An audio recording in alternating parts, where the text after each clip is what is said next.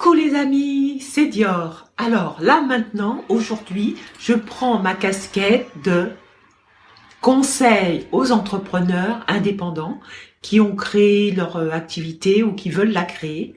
Et aujourd'hui, ça s'adresse plus à ceux qui veulent créer leur activité indépendante. Je voudrais leur parler d'un statut qu'ils connaissent ou qu'ils ne connaissent pas. Je suppose que vous connaissez les statuts de qu'est-ce qu'on peut faire quand on veut être indépendant, sous quelle forme, sous quelle structure on va s'installer, on va créer son activité. Ça peut être quoi? Ça peut être l'entreprise individuelle, ça peut être l'entreprise individuelle à responsabilité limitée, ça peut être l'EURL, qui est une SARL à associé unique, c'est-à-dire société à responsabilité limitée. Ça peut être la société anonyme. Société anonyme, il faut être 7 actionnaires. Qu'est-ce qu'il y a encore? Ça peut être la SAS, société anonyme simplifiée, ou la SASU, société anonyme simplifiée à actionnaire unique. Donc, vous voyez, il y a tout un panel. Et dans tout ce panel, en général, c'est ce que l'on trouve quand on se renseigne. Je veux créer une société. Souvent, si jamais vous allez à la banque pour avoir des renseignements sur des financements, ou si vous avez un interlocuteur, on va souvent vous demander, mais qu'est-ce que tu vas choisir comme structure? Et vous avez, c'est ce qu'on vous présente, les structures dont je viens de vous parler, c'est ce que l'on vous présente en général. Avant de continuer, j'aimerais vous dire que je m'appelle Dior Martin, que j'aimerais accompagner les indépendants tout au long de leur activité professionnelle et que je m'adresse aux petites entreprises parce que je trouve ça très intéressant. Je m'adresse même aux artistes, aux professions vraiment indépendantes, artisans, etc.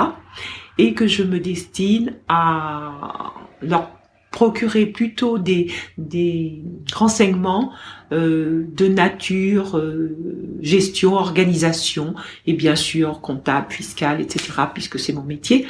Mais c'est vrai que j'ai un petit désir et c'est pour ça que je fais cette vidéo. C'est plus dans l'organisation. Mais aujourd'hui, ça doit être dans l'organisation. Je vais vous parler des structures juridiques. Pourquoi? Parce qu'il y a une structure juridique, deux structures juridiques dont on ne parle pas, enfin deux formes d'exercice de l'activité indépendante dont on parle moins, ce sont le portage salarial et les coopératives d'activité et d'emploi. Et ce sont les coopératives d'activité et d'emploi dont je vais vous parler maintenant. Pourquoi? Parce que je trouve ça assez, si ce n'est très intéressant. Les deux, que ce soit portage salarial ou coopérative d'activité et d'emploi, c'est un peu le même fonctionnement. C'est-à-dire, c'est une structure qui va vous accueillir pour vous accompagner dans votre activité. Et si vous restez à un certain stade, vous pouvez rester en portage ou en coopérative le temps que vous voulez, jusqu'au moment où quelquefois ça devient trop important et tout. Et vous avez de toute façon, à tout moment, vous pouvez changer et prendre les structures que j'ai évoquées précédemment. Donc, je vais m'attarder, moi, sur les coopératives d'activité et d'emploi, parce qu'elles sont encore moins connues que les sociétés de portage. Les coopératives d'activité et d'emploi, ça date de 1995 et il y a deux regroupements. Il y a le réseau Coopérer pour entreprendre et un réseau qui s'appelle COPEA.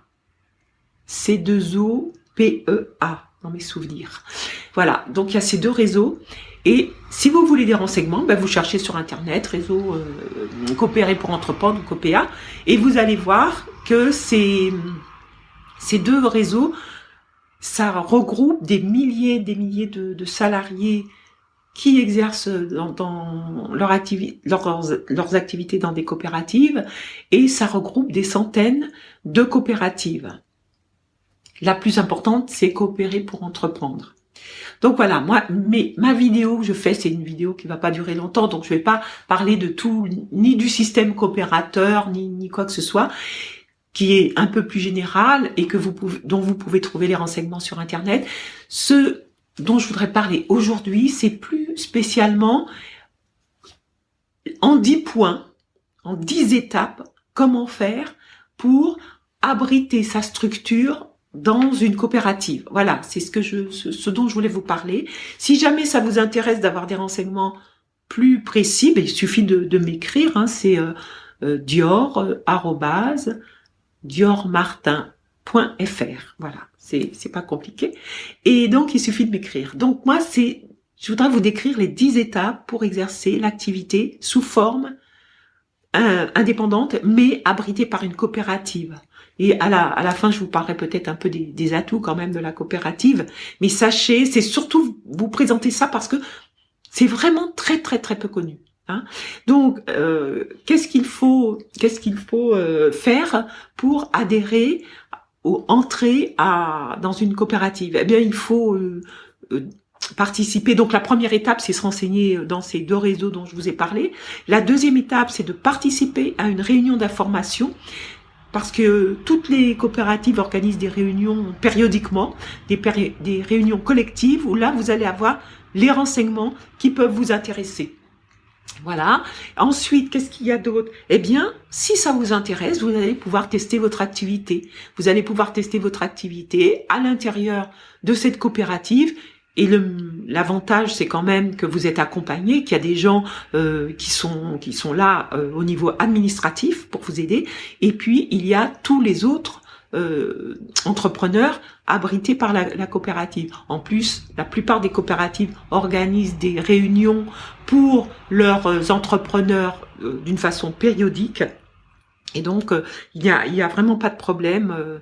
Une fois que votre activité a été validée, vous avez choisi de participer à une réunion. Ensuite, troisième étape, vous allez valider votre projet, votre activité auprès de la coopérative, parce que il faut savoir que toutes les activités réglementées ne peuvent pas être abritées par les coopératives. Et puis il y a peut-être aussi d'autres activités. Souvent c'est des questions d'assurance. Hein. Et puis tout ce qui est locaux, si vous exercez vous avez besoin d'un local pour exercer votre activité, ça va pas être possible avec les coopératives. Donc je vous dis, métier réglementé, assurance professionnelle, est-ce que la coopérative a cette assurance professionnelle concernant votre activité? Et puis des locaux ou des moyens très importants, ça ne peut pas être abrité dans des coopératives. Qu'est-ce qu'il y a? Voilà, c'est tout. Donc la viabilité. Ensuite, vous allez tester. Ensuite, vous allez tester la viabilité. Je parle de viabilité avant de la tester. Vous testez la viabilité à l'intérieur de la coopérative qui va vous accompagner tout au long de ce chemin de viabilité. Et qu'est-ce que je peux vous dire? Donc c'est un travail, c'est pas collectif, mais vous êtes toujours avec un service, un interlocuteur qui va pouvoir répondre à vos questions, ou vous accompagner, ou vous suivre, vous motiver, pourquoi pas. Hein. Voilà.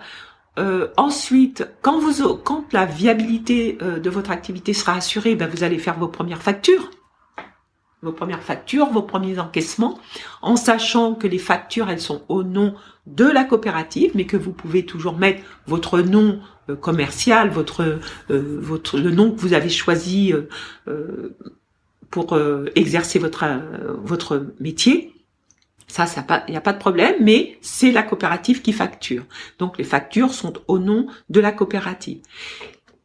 Vous allez pouvoir bénéficier, alors ça, je regarde un petit peu sur mon pense-bête, en 6e étape, vous allez pouvoir bénéficier du suivi, de la formation, du coaching de la coopérative. Et ça, c'est un grand avantage, un avantage que vous avez, alors que dans les autres structures, si vous êtes seul, vous êtes seul. Après, vous pouvez rencontrer d'autres entrepreneurs, mais là, vous êtes vraiment accompagné par une structure qui est dédiée à cet accompagnement. Et ça, c'est quand même très intéressant. La 7e chose, c'est que ce suivi, cet accompagnement va vous permettre d'augmenter votre chiffre d'affaires. Et ensuite, une fois passé ce test de viabilité, cette augmentation du chiffre d'affaires, etc., vous allez devenir salarié. Vous allez devenir un entrepreneur salarié de la coopérative. Et voilà le grand atout, le grand avantage d'être suivi par une coopérative. Devenir entrepreneur salarié. Alors, je reviens un petit peu là-dessus. Il faut savoir que vous avez pu bénéficier du chômage, par exemple, tant que vous n'avez pas été rémunéré, tant que vous n'avez pas été salarié, vous avez pu continuer à bénéficier du chômage. Il faut savoir qu'après, vous allez être salarié quand le chiffre d'affaires va rentrer, mais que si jamais il y a quelque chose, une baisse d'activité ou autre, et que vous ne pouvez plus vous rémunérer, ben vous allez continuer à pouvoir bénéficier, par exemple, du chômage, parce que vous êtes entrepreneur et salarié. La neuvième chose, c'est est-ce que votre activité, vous allez pouvoir la faire perdurer dans cette structure coopérative d'activité et d'emploi, sans souci, sans problème.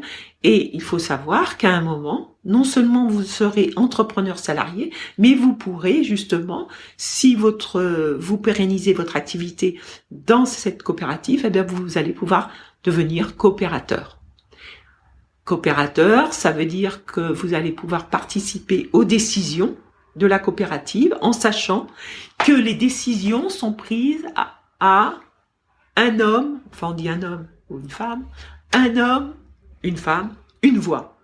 Voilà, donc c'est le principe des coopératives, ce n'est pas des questions de détention du capital, ça aussi c'est une grosse différence avec les sociétés de portage, mais bon je reviens pas là-dessus, c'est l'avantage, c'est ça, l'avantage c'est que vous allez pouvoir participer à toutes les décisions de la coopérative en tant que coopérateur si vous choisissez de l'être. Je vais pas aller plus loin dans les détails, je voulais simplement vous faire connaître cette particularité, cette forme d'exercice d'une activité indépendante. On est indépendant, en même temps on est salarié et en même temps on participe à des prises de décision d'une façon tout à fait démocratique. J'espère que ça vous a intéressé, je souhaite que ça vous intéresse. Vous êtes donc sur ma chaîne, mon côté, puisque j'en ai deux, mais là vous êtes sur le blog diormartin.fr, sur ma chaîne YouTube aussi, et vous pouvez donc aller voir sur mon blog, ce blog diormartin.fr, il démarre, hein, il est vraiment tout récent. Je vous laisse simplement ajouter à ma passion qui est le développement personnel, je voulais ajouter mon expertise puisque c'est mon métier dans la gestion.